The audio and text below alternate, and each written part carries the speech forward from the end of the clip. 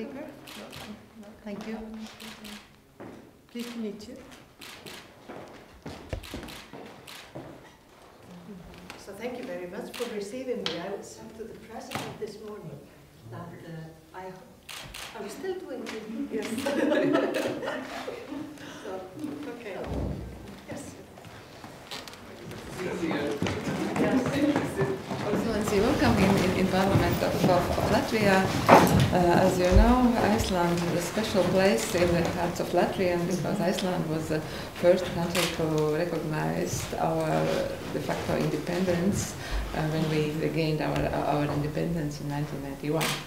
And I had special relations with my former colleague Asta. Okay, yes. Yes, and I'm really glad that we had the possibility to visit and to participate together with other MB8 speakers here in Latvia when we celebrated the 20th anniversary since the beginning of our independence in August. And we planted trees during this visit. We planted trees and always care about the trees and look how they are growing.